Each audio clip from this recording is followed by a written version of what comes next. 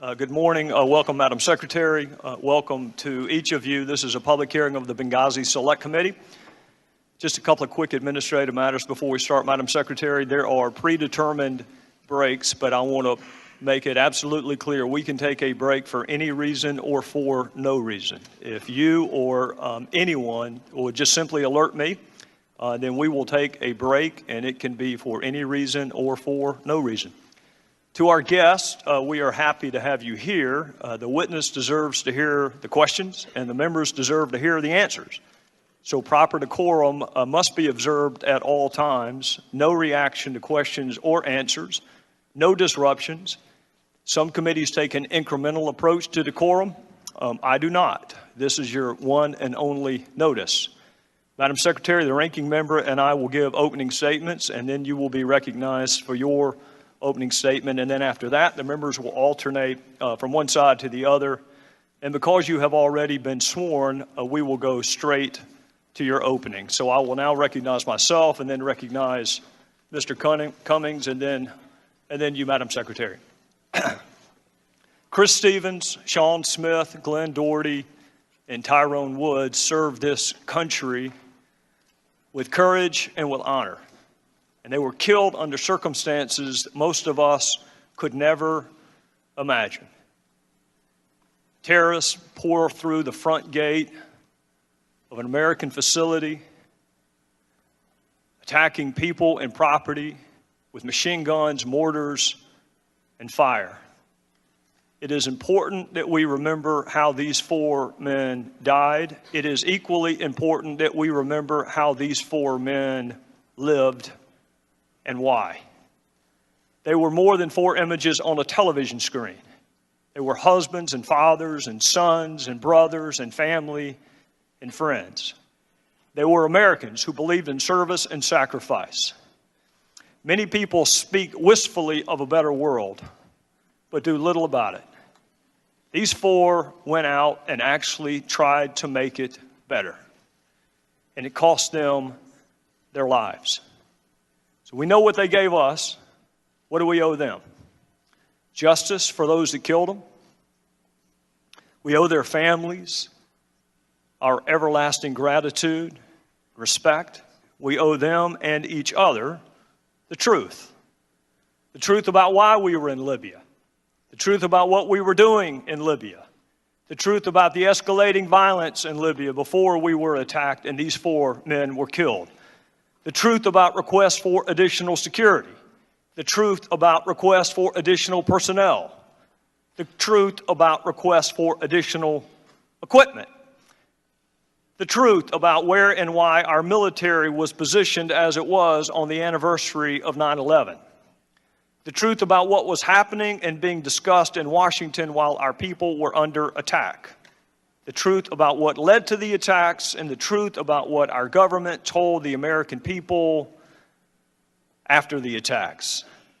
Why were there so many requests for more security personnel and equipment, and why were those requests denied in Washington? Why did the State Department, compound and facility, not even come close to meeting proper security specifications? What policies were we pursuing in Libya that required a physical presence in spite of the escalating violence? Who in Washington was aware of the escalating violence? What precautions, if any, were taken on the anniversary of 9/11?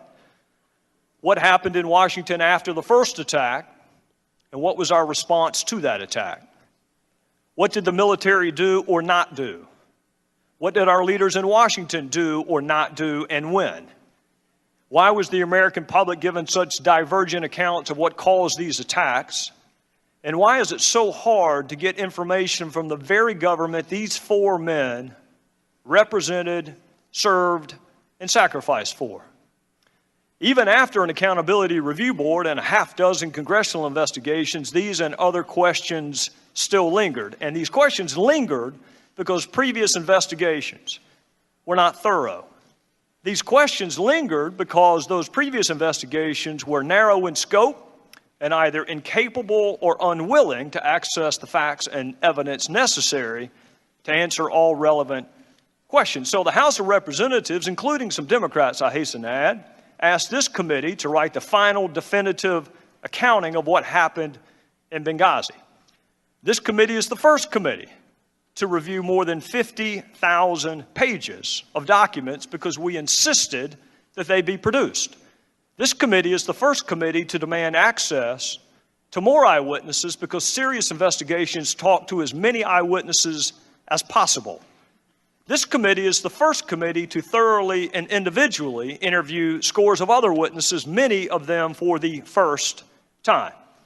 This committee is the first committee to review thousands of pages of documents from top State Department personnel.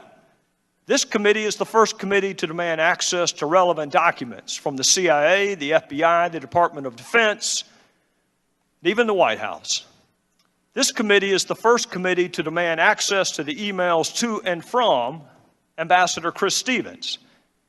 How could an investigation possibly be considered serious without reviewing the emails of the person most knowledgeable about Libya?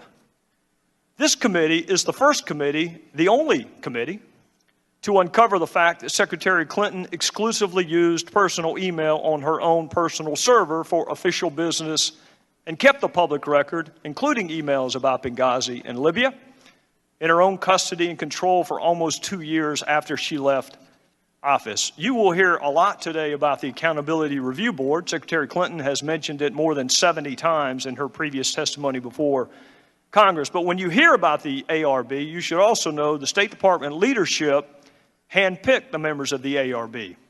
The ARB never interviewed Secretary Clinton. The ARB never reviewed her emails.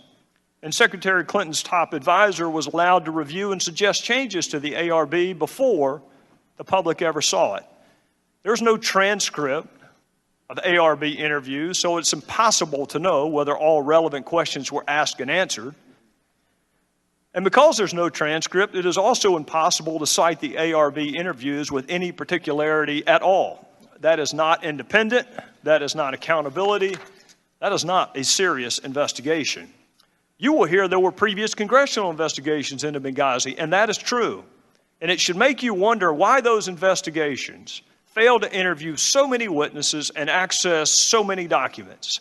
If those previous congressional investigations were really serious and thorough, how did they miss Ambassador Stevens' emails? If those previous investigations were serious and thorough, how did they miss Secretary Clinton's emails? If those congressional investigations really were serious and thorough, why did they fail to interview dozens of key State Department witnesses, including agents on the ground who experienced the attacks firsthand? Just last month, 3 years after Benghazi, top aides finally returned documents to the State Department. A month ago, this committee received 1,500 new pages of Secretary Clinton's emails related to Libya and Benghazi, 3 years after the attacks. And a little over 2 weeks ago, this committee received nearly 1,400 pages of Ambassador Stevens' emails, 3 years after the attacks. It is impossible to conduct a serious, fact-centric investigation without access to the documents from the former Secretary of State, the ambassador who knew more about Libya than anyone else, and testimony from witnesses who survived the attacks. Madam Secretary, I understand there are people, frankly, in both parties who have suggested that this investigation is about you. Let me assure you it is not, and let me assure you why it is not. This investigation is about 4 people who were killed representing our country on foreign soil. It is about what happened before, during, and after the attacks that killed them.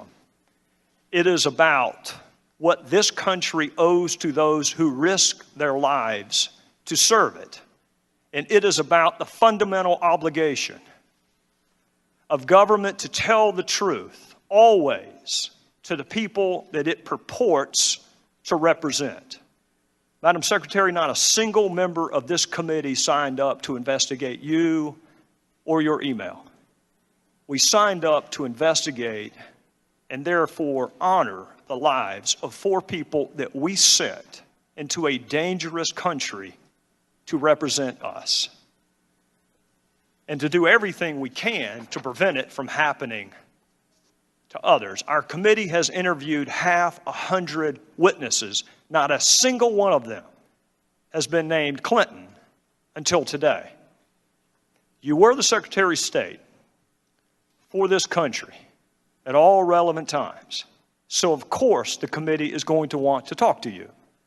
You are an important witness. You are one important witness among 100 important witnesses. And I do understand you wanted to come sooner than today, so let me be clear why that did not happen. You had an unusual email arrangement, which meant the State Department could not produce your emails to us.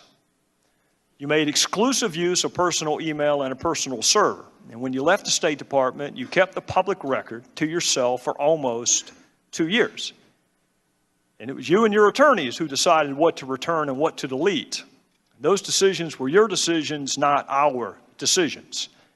It was only in March of this year we learned of this email arrangement. And since we learned of this email arrangement, we have interviewed dozens of witnesses, only one of whom was solely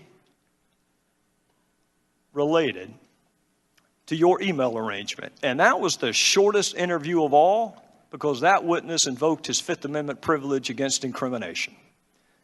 Making sure the public record is complete is what serious investigations do, so it was important and remains important that this committee have access to all of Ambassador Stevens' emails, the emails of other senior leaders and witnesses, and it is important to gain access to all of your emails, Madam Secretary. Your emails are no less or no more important than the emails of anyone else. It just took us a little bit longer to get them, and it garnered a little more attention in the process. I want you to take note during this hearing how many times congressional Democrats call on this administration to make long-awaited documents available to us. They won't. Take note of how many witnesses congressional Democrats ask us to schedule for interview. They won't. We would be much closer to finding out what happened and writing the final definitive report if Democrats on this committee had helped us just a little bit pursue the facts. But if the Democrats on this committee had their way, dozens of witnesses never would have been interviewed. Your public record would still be private. Thousands of documents never would have been accessed. And we wouldn't have the emails of our own ambassador. That may be smart politics, but it is a lousy way to run a serious investigation. There are certain characteristics that make our country unique in the annals of history. We are the greatest experiment in self-governance the world has ever known. And part of that self-governance comes self-scrutiny, even of the highest officials. Our country is strong enough to handle the truth, and our fellow citizens expect us to pursue the truth wherever the facts take us. So this committee is going to do what we pledged to do and what should have been done, frankly, a long time ago, which is interview all relevant witnesses, examine all relevant evidence, and access all relevant documents.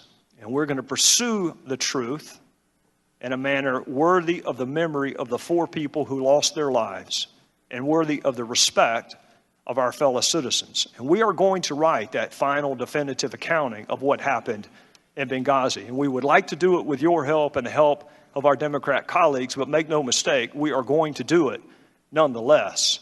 Because understanding what happened in Benghazi goes to the heart of who we are as a country and the promises we make to those that we send into harm's way. They deserve the truth. They deserve the whole truth. They deserve nothing but the truth. The people we work for deserve the truth. The friends and family of the 4 who lost their lives deserve the truth. We're going to find the truth because there is no statute of limitations on the truth.